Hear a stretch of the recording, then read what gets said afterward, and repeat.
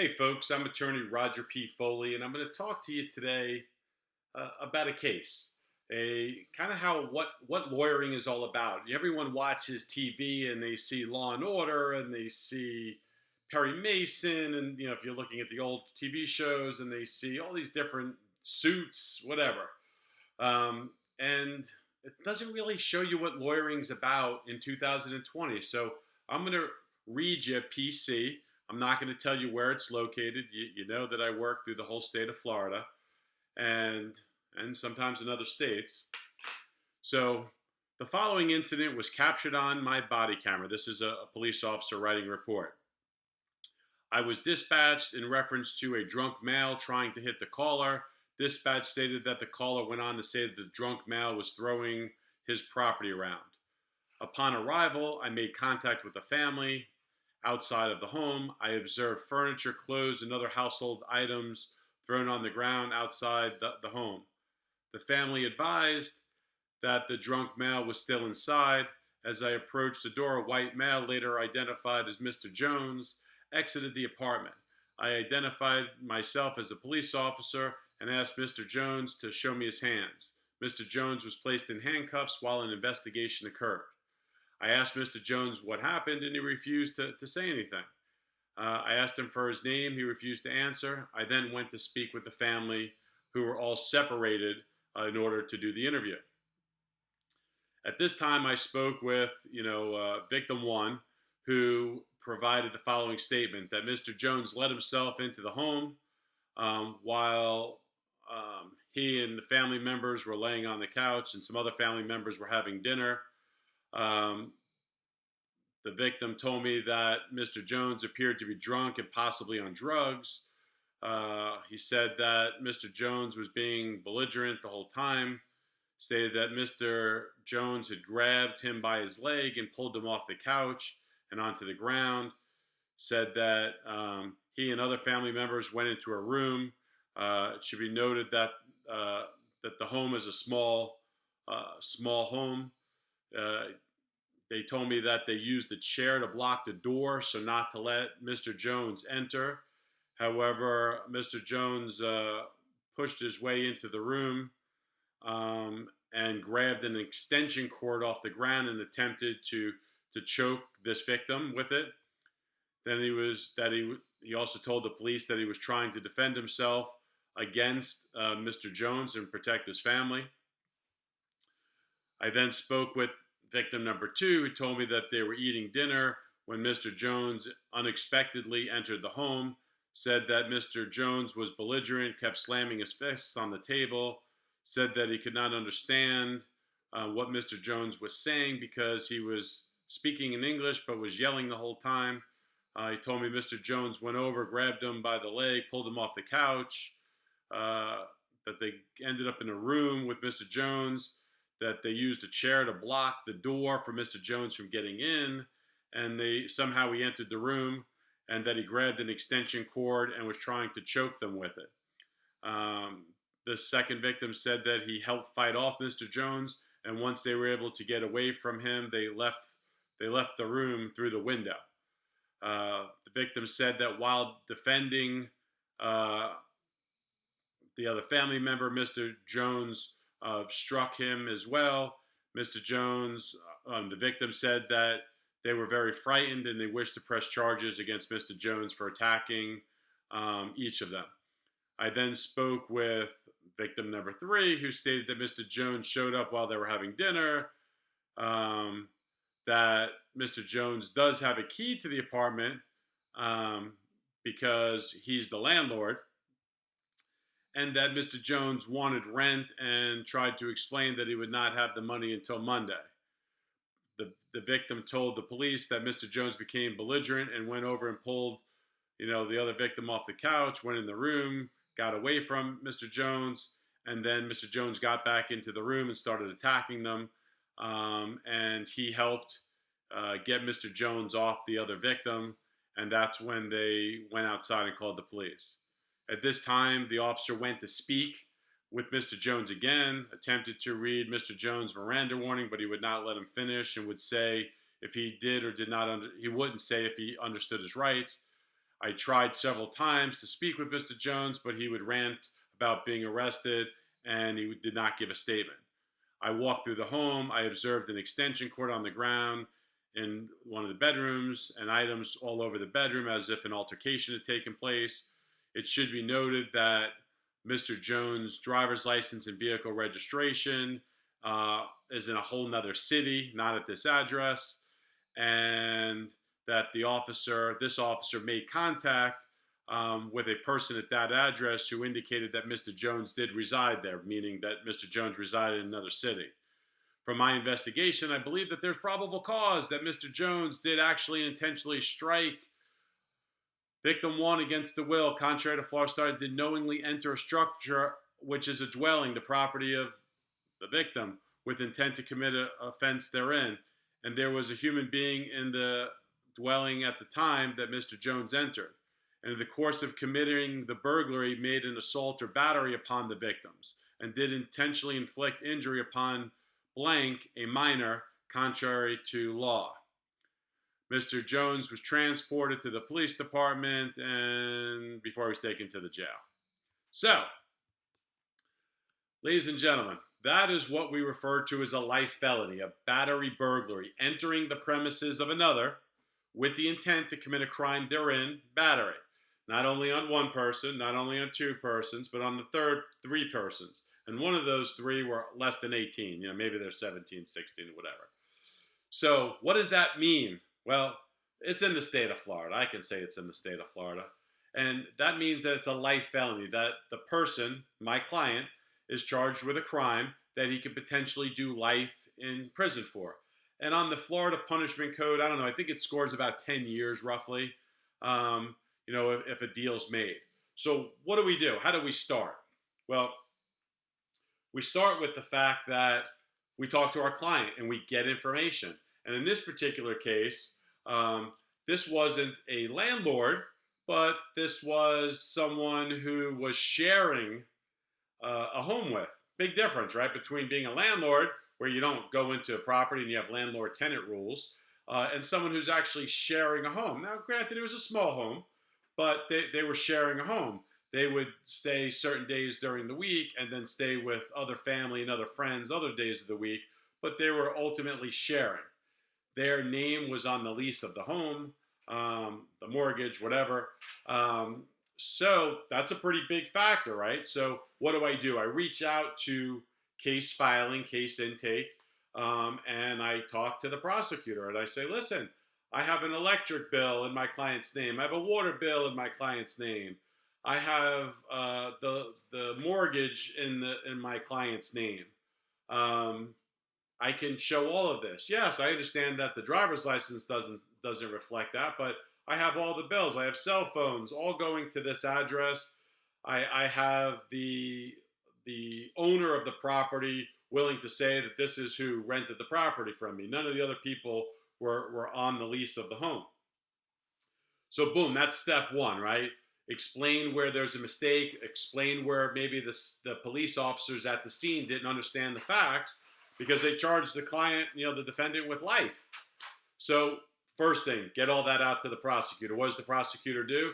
The prosecutor now changes that charge from a life felony, facing life in prison, to battery counts, right? So they charge 2 or 3 counts of battery. Okay. That's a good sign. So we just went from felonies facing life to misdemeanors, each count, 3 counts facing 3 years maximum. Okay, so now what do? Well, now we get to discovery and we're waiting for the information. And apparently the alleged victims really don't want to cooperate for whatever reason.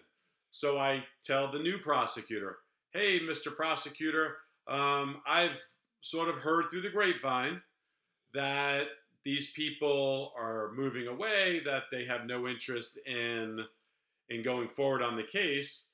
Can you please check into that? I don't know. I can't tell you firsthand. I can just tell you I've gotten information to that effect. So what happens next? About a month goes by and the prosecutor reaches out and says, hey, I'd like to offer you this deal. It's a diversion program. Okay. Well, a diversion program is, you got to do something, the defendant, meaning you, has to do something, and in exchange, you pay a cost of prosecution, a fee to the court, and you complete an assignment, and the case gets dismissed.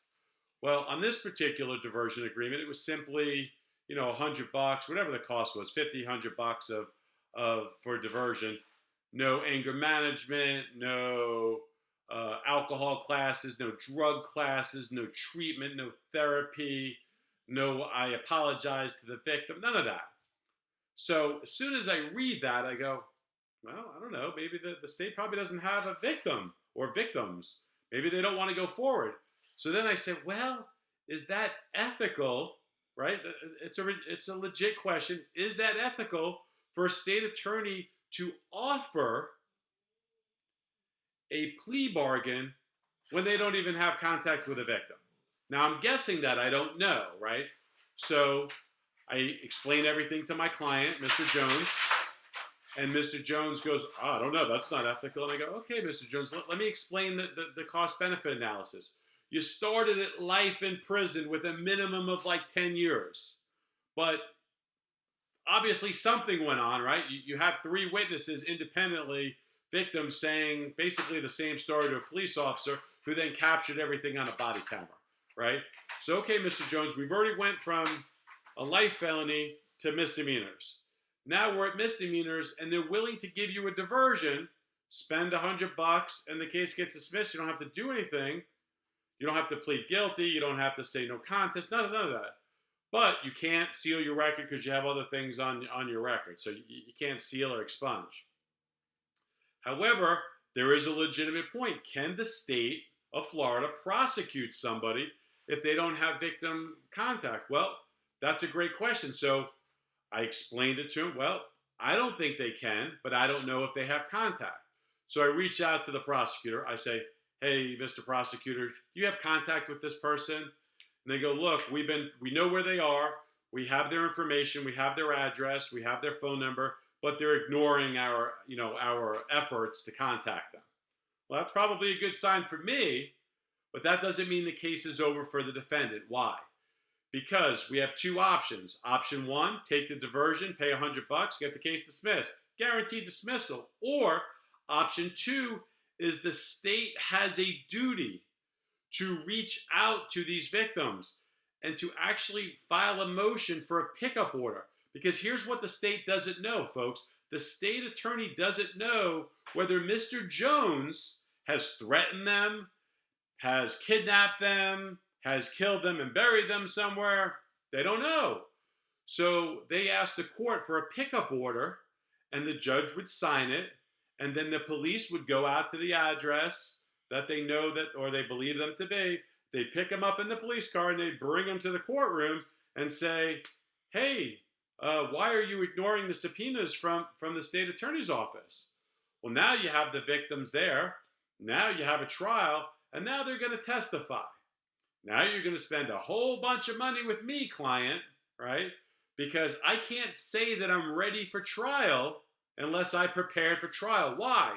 Because if they do get the pickup order, the victims, alleged victims, do show up at court, they do testify. What happens if I didn't prepare? Of course I know the story, but I got to prepare. Cross-examination is detailed. It's got to be written out. You have to have an opening, a closing, a theme of the case, et cetera, et cetera.